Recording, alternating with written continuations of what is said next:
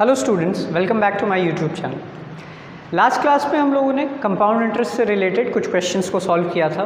पहले हम लोगों ने कंपाउंड इंटरेस्ट पढ़ा, एक्सरसाइज 2.1, देन एक्सरसाइज 2.2। मैंने ये सारे क्वेश्चंस भी आप लोगों को सॉल्व करके हेल्प कर चुका हूँ, ठीक है। अब 2.2 के बाद हमारा जो टॉपिक आता है थोड़ा सा स्लाइटली डिफरेंट आता है, although this is also connected to rate, growth, depreciation, but this is slightly different. तो आज हम लोग इस चैप्टर के बारे में, इस टॉपिक के बारे में थोड़ा सा बेसिक्स जानने वाले हैं, और उसके बाद हम लोग देखेंगे आज के इस वीडियो में कुछ इससे रिलेटेड एग्जाम्पल्स, ताकि इस टॉपिक से रिलेटेड आपको किसी भी तरह के डाउट्स ना रहे, कोई भी प्रॉब्लम ना रहे।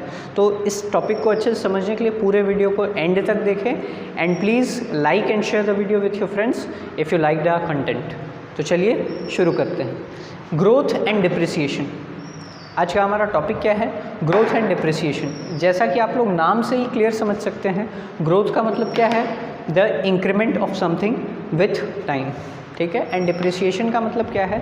The decrease of a quantity with time, ठीक है। यानी कि कोई चीज़ अगर समय के साथ बढ़ रही है तो उसे हम लोग क्या कहते हैं? ग्रोथ कहते हैं। For example what are kinds of growth? For example India's population, India की जो पॉपुलेशन है वो हर साल दर बदर बढ़ती जा रही है। For example Delhi's pollution level, Delhi का जो पोल्यूशन है वो हर साल बढ़ रहा है, टाइम टू टाइम इंक्रीज़ कर रहा है। तो कुछ चीज़ें ऐसी होती हैं जो हमेशा बढ़ती है। फॉर एग्जांपल अगर एक बच्चे की हाइट बोल लें, ठीक है, एक प्लांट का ग्रोथ बोल लें, प्लांट की हाइट बोल लें, ठीक है, बच्चे की वेट बोल लें, तो समय के साथ ये चीज़ें नॉर्मली इन जनरल क्या होती है? बढ़ती है, ठीक है, और उसका कुछ रेट ऑफ ग्रोथ होता है। तो वो सब किसके अंदर आ गई? ग्रोथ में।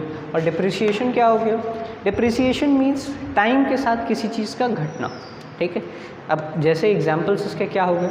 For example the efficiency of a machine, यानी कि कोई मशीन या गाड़ी, for example vehicle is a good example of machine. आपने अगर किसी गाड़ी को लिया, वो स्टार्टिंग में जितनी एफिशिएंट थी बाद में उतनी एफिशिएंट नहीं रहती। धीरे धीरे वो क्या होता है, मशीन धीरे धीरे पुरानी होने लगती है और धीरे धीरे कम एफिशिएंट होती है, धीरे धीरे आपका ज़्यादा तेल खाने लगती है, बार बार सर्विसिंग ढूंढती है, ज़्यादा खर्चा होता है। तो इस तरीके से हम लोग समझ सकते हैं कि वो क्या है, एफिशिएंसी धीरे धीरे विद टाइम उसका घट रहा है, जिसके वजह से आपको प्रॉब्लम होती है। और एंड एक टाइम ऐसा आता है कि गाड़ी इतना ख़राब कंडीशन में हो जाता है, आप चाहे उस पर कितना खर्चा कर ले, कि वो स्क्रैप हो जाता है, वेस्ट हो जाता है, आप उसको और आगे यूज़ नहीं कर सकते हैं, ठीक है। तो ये होता है डिप्रिसिएशन की टाइम के साथ धीरे धीरे उसके वैल्यू का और एफिशिएंसी का घटना, ठीक है। और जिस टाइम पे उसको आगे यूज़ नहीं कर सकते उसको हम लोग क्या बोलते हैं? स्क्रैप टाइम या वेस्ट बोल सकते हैं, ठीक है। तो अब हम लोग आज इन्हीं दो टॉपिक्स पे समझने वाले हैं कि ग्रोथ क्या है, डिप्रिसिएशन क्या है, और इसे कैसे कैलकुलेट करते हैं। तो हम लोगों ने अभी ये तो जान लिया कि ग्रोथ क्या होता है, कैसे होता है, किन डिफरेंट क्वांटिटीज़ पे बात करते हैं, डिप्रिसिएशन क्या होता है, कैसे होता है, ये अभी तक हम लोगों ने समझ लिया। लेकिन अब इसका हमारे मैथ्स में क्या काम है, कैसे अप्लाई करने वाले, ये हम लोग जानने वाले हैं। देखिए हम लोगों ने अभी बात किया कि किसी चीज़ का ग्रोथ हो रहा है, किसी चीज़ का डिप्रिसिएशन हो रहा है। तो ऑब्वियसली जब किसी भी चीज़ का ग्रोथ हो रहा है या डिप्रिसिएशन हो रहा है, अगर ये हो रहा है तो कुछ ना कुछ रेट के हिसाब से होगा। जैसे कि हमारा पैसा बढ़ता था, कंपाउंड इंटरेस्ट होता था, तो कुछ ना कुछ रेट ऑफ इंटरेस्ट होता था। उसी तरह ग्रोथ और डिप्रिसिएशन का भी कुछ रेट ऑफ इंटरेस्ट फिक्स्ड है। इंटरेस्ट नहीं है, बट यहाँ पे भी कुछ रेट फिक्स्ड है कि इस हिसाब से बढ़ेगा, इस हिसाब से घटेगा, ठीक है। तो हम लोग उसी के बारे में कैलकुलेट करने वाले हैं कि अगर आज इसका वैल्यू इतना है और ये ग्रोथ कर रहा है, फॉर एग्जांपल आज किसी चीज़ का वैल्यू x है और टाइम के साथ ये बढ़ रहा है या टाइम के साथ ये घट रहा है, तो आज से 2 साल बाद इसकी क्या वैल्यू होगी। यही चीज़ हम लोग ग्रोथ एंड डिप्रिसिएशन में पढ़ने वाले हैं। आइए देखते हैं इसको कैसे पढ़ने वाले हैं हम लोग और कैसे अप्लाई करते हैं। सबसे पहले मैं ग्रोथ के बारे में बताता हूँ। ग्रोथ को सॉल्व करने का, यहाँ देखिए ये पूरा टॉपिक बस 2 फार्मूलों पे टिका हुआ है और ये क्विकली ख़त्म हो जाएगा। बहुत ज़्यादा आपको इसमें पढ़ने की, बहुत ज़्यादा मेहनत करने की कोई ज़रूरत नहीं। मैं यूँ समझाऊंगा, आपको तुरंत समझ आ जाएगा एंड तुरंत आप क्वेश्चंस को इजीली सॉल्व कर सकते हैं। मैंने थोड़ा सा बेसिक आपको समझा दिया, इतना काफ़ी है। अब हम लोग आते हैं सीधे अपने फॉर्मूले पे, देखते हैं क्या फॉर्मूला इसमें हम लोग मेन यूज़ करते हैं ग्रोथ में। ग्रोथ में जो मेन फार्मूला हम लोग यूज़ करते हैं वो है v = v0 1 + r/100 to the power n। इसमें क्या फॉर्मूला यूज़ करते हैं? v = v0 1 + r/100 का पावर n। इसमें v क्या है? v है फ्यूचर वैल्यू। v क्या है आपका? Future value. v0 क्या है? Present value. यानी कि ये फार्मूला मैंने आपको किसके लिए बताया? ये है ग्रोथ के लिए।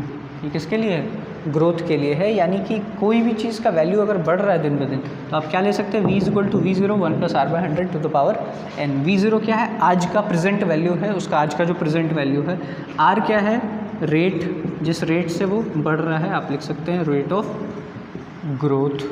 आप इसको इजीली क्या लिख सकते हैं, रेट ऑफ ग्रोथ। और n क्या है, n है टाइम इन ईयर्स। नॉर्मली हम लोग उसको क्या लेते हैं, टाइम इन ईयर्स।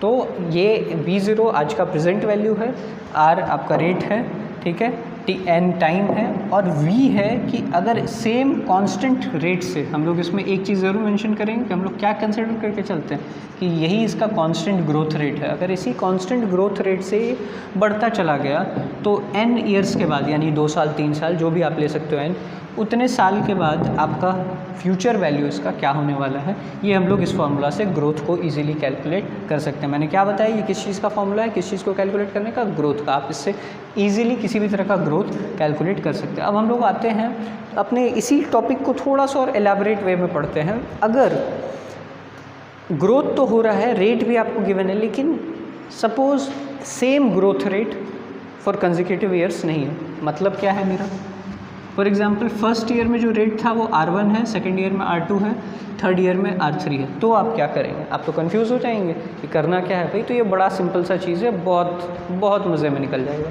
इसे कैसे करना है, v is equal to v0 1 plus R1 by 100। आपको क्या करना है, v is equal to v0 1 plus R1 by 100, ठीक है, फिर कर देना 1 प्लस R2 बाय 100, ठीक है। ध्यान देंगे इसमें n आपको पावर नहीं चढ़ाना। अगर 2 कंसेक्यूटिव ईयर्स थे R1 R2 तो आप 1 plus R1 by 100 1 plus R2 by 100 कर दो। अगर 3 है तो इसके आगे फिर लिख दो 1 प्लस R3 बाय 100। यहाँ मैं 2 साल के लिए ले रहा हूँ 1 plus R1 by 100 into 1 plus R2 by 100। जितने ईयर्स के लिए हैं आप लोग लगातार ऐसे लिखते जाओ, इजीली हो जाएगा। बस इसमें क्या है, पावर पे n नहीं देना है। पावर पे क्या नहीं देना है, n नहीं देना है। मैं उम्मीद करता हूँ कि ग्रोथ आप लोगों को आसानी से ईजिली बहुत अच्छे से समझ में आ गया होगा कि ग्रोथ का क्या कॉन्सेप्ट है और ग्रोथ को कैसे कैलकुलेट करना है। ग्रोथ को कैसे कैलकुलेट करना है आपको अच्छे से समझ में आ गया होगा। अब हम लोग चलते हैं अपने नेक्स्ट टॉपिक पे और नेक्स्ट टॉपिक को समझेंगे। जो नेक्स्ट टॉपिक हमारा क्या है, डिप्रिसिएशन, ठीक है। चलिए, तो अभी हम लोगों ने ग्रोथ समझा, अब हम लोग देखने वाले हैं कि डिप्रिसिएशन से कैसे डील करते हैं। देखिए सिमिलर वे में डिप्रिसिएशन से भी हम लोग डील करेंगे जैसे मैंने आपको ग्रोथ में बताया। बस डिप्रिसिएशन में क्या है, यहाँ प्लस के जगह क्या होगा, माइनस होगा। v is equal to v0 1 minus r by 100 to the power n। बाकी सब कुछ वैसे ही सेम रहेगा। v का मतलब है फ्यूचर वैल्यू, v0 का मतलब है प्रेजेंट वैल्यू, ठीक है। r का मतलब है रेट ऑफ ग्रोथ और n का मतलब है टाइम इन ईयर्स। साथ ही साथ मैंने अभी आपको बताया था दैट अगर डिफरेंट रेट्स लगे कंसेक्यूटिव ईयर्स में, कि पहले ईयर में R1 रेट है, नेक्स्ट ईयर में R2 रेट है, तो डिफरेंट रेट्स अगर लगे कंसेक्यूटिव ईयर्स में तो आप तो कैसे डील करेंगे। तो डिप्रिसिएशन के केस में आप करेंगे v is equal to v0 into 1 minus R1 1 minus R2। और जब तक ऐसा हो, अगर आगे भी है तो आप लोग आगे कर देना इंटू में 1 minus R3 by 100 1 minus R4 by 100 and so on. आप लोग आसानी से कैलकुलेट कर सकते हो। तो ये था हमारा ग्रोथ एंड डिप्रिसिएशन का बेसिक कॉन्सेप्ट। चलिए हम लोग अब आगे कुछ एग्जांपल्स के थ्रू समझते हैं।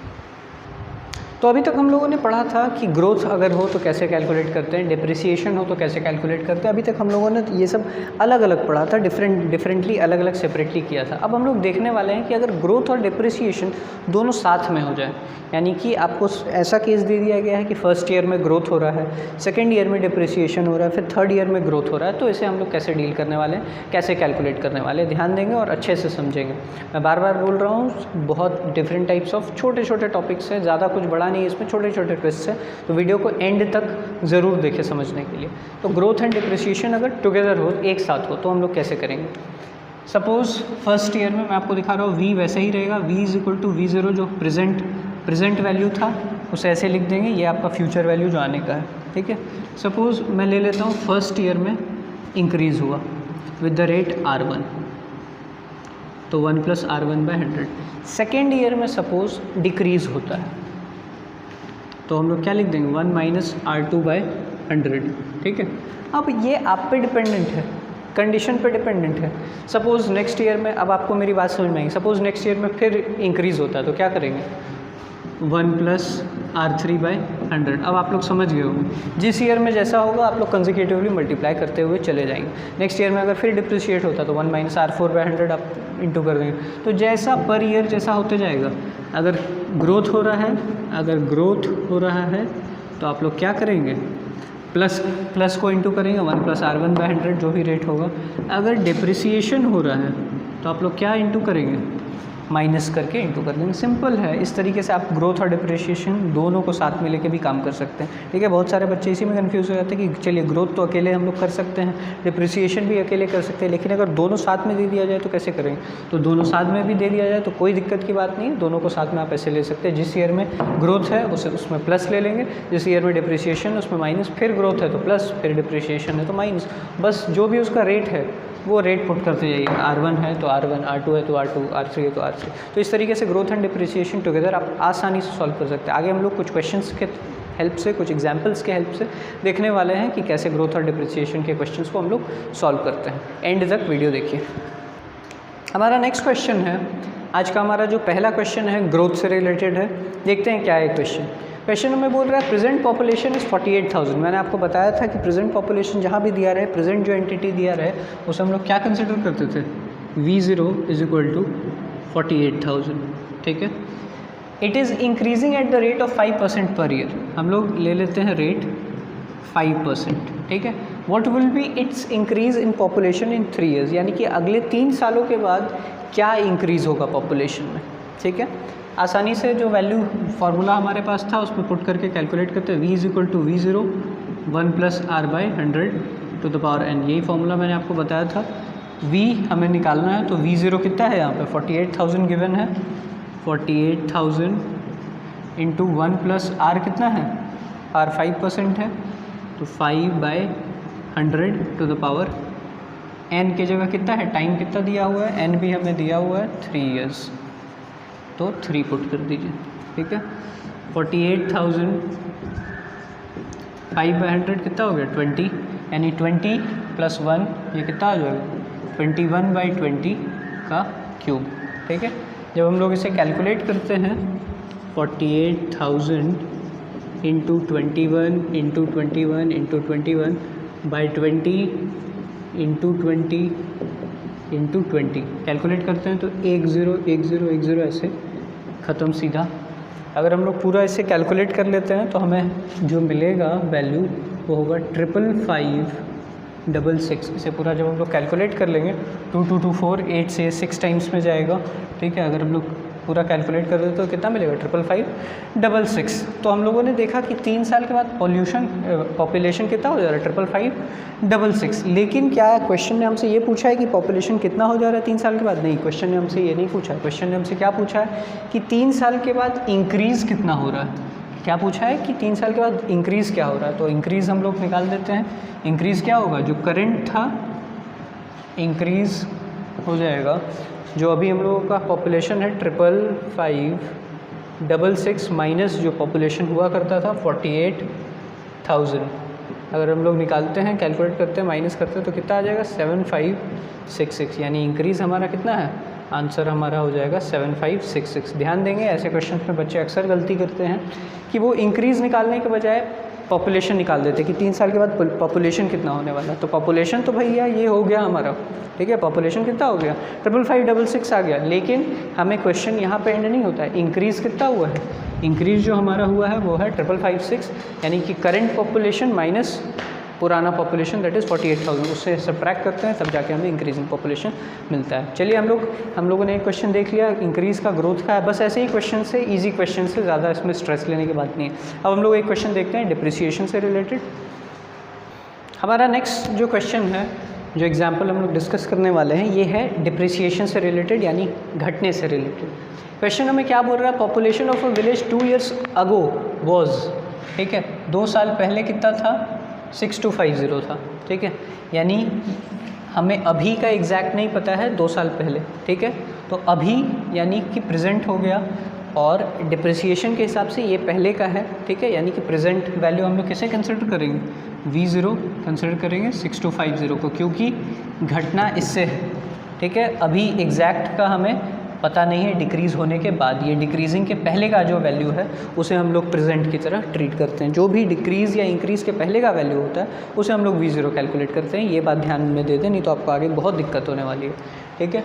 जो इंक्रीज़ या डिक्रीज़ के पहले का वैल्यू है उसे हम लोग V0 कैलकुलेट करते हैं, यानी कि यहाँ 6 to 5 zeros है। It decreases at rate of 8% per year, यानी कि रेट कितना गिवन है 8% दिया है। Find decrease in population in last 2 years, यानी कि टाइम हमारा कितना बता दिया गया है 2 साल। लास्ट 2 years में कितना डिक्रीज़ हुआ है ये हमें कैलकुलेट करना है। आप लोगों को जो फॉर्मूला बताया था उस पर पुट करेंगे V is equal to V0 1 minus R/100 to the power n। V0 कितना हम लोगों ने लिया था 6250, 6250 1 minus 8/100 to the power n कितना दिया हुआ है 2 दिया हुआ है। 4 से ये गया 2 टाइम्स में एंड 4 से 25 टाइम्स में, यानी कि ये हो गया 6250 1 माइनस 2/25 टू द पावर 2, यानी कि हम लोग इसे लिख सकते हैं ऐसा 6250 25 माइनस 2 दैट इज़ 23/25 का स्क्वायर। ठीक है, कितना लिख सकते हैं 23/25 का स्क्वायर। अगर हम लोग इसे कैलकुलेट करते हैं तो 25 देखते हैं कैलकुलेट करके, ये हो जाएगा हमारा 6250 इंटू 23 इंटू 23/25 इंटू 25। हम लोगों को पता है 25 इंटू 25 कितना होता है 625 होता है, तो 25 से 625 कट गया, बचा कितना 10, यानी कि 23 इंटू 23 529 इंटू 10 कितना हो गया ये हमारा वैल्यू 5290। यानी कि आज के डेट पे जो प्रेजेंट पॉपुलेशन है आज के डेट पे इस विलेज का, वो प्रेजेंट पॉपुलेशन कितना गिवन है 5290 यहाँ का प्रेजेंट पॉपुलेशन गिवन है। लेकिन क्या हमें प्रेजेंट पॉपुलेशन पूछा गया? नहीं, हमें फिर से प्रेजेंट पॉपुलेशन नहीं पूछा गया। हमसे क्या पूछा गया, ध्यान देंगे, फाइंड डिक्रीज़ इन पॉपुलेशन, यानी कि लास्ट 2 साल में कितना डिक्रीज़ हुआ है। डिक्रीज़ निकालने का बड़ा आसान तरीका है।